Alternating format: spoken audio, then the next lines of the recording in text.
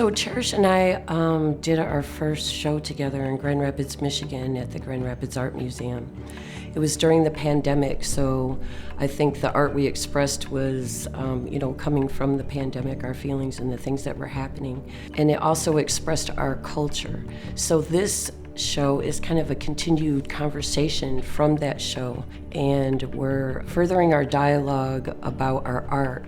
So in this show, we'll be having many pieces that we make. All of our work comes from fibers of the forest. So we're using all of these materials that were taken from our people during the boarding school time, and we're showing our strength and resilience of our Native people and all of the wonderful cultural, traditional teachings that we've always had and that we still have today. In this show, we're going to be featuring the Treaty of Fort Meeks, and that is the treaty that was signed to obtain the land that U of M is on today.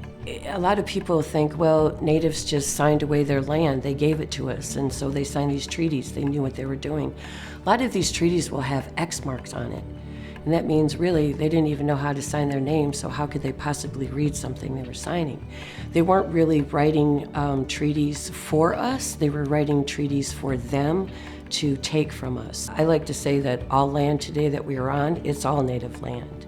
This show is going to be different from most shows you've seen because it will include history, it will include generational weavings, generational work, and it will include a lot of things that people just really don't know because it was not told in schools, it was not shared in our history books, and Native people have a lot of history that is vibrant and wonderful to share.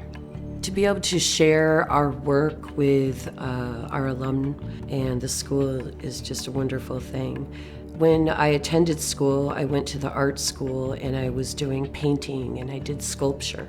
And so I think the sculpture class is one that really set me up for the direction that I'm doing now, because now I'm weaving fibers into sculptural shapes to tell my story. And so being able to share it with the community where we both went to school is, it's an honor, it's a pleasure, and we're excited to do so. It's such a privilege to be able to show in Ann Arbor. It's been my favorite town since I was a young child. When my mom went to school there, I was so excited when I got accepted. It also means a ton to be able to show my work with my mom, because my mom and I learned, she taught me a lot, but we also learned this together from our cousins.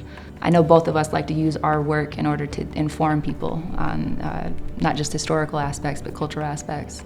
I really enjoy being able to inform people in a more friendly way with my artwork rather than just being cocky with my response. It's really exciting to be able to share a show with Cherish. If Cherish were not my daughter, I would be a fan of her work. And I know people probably think, oh yeah, everybody loves their kids' art. No, my daughter is really talented. She has a great imagination. While I showed her the basics of black ash, she took this to a place of her own style.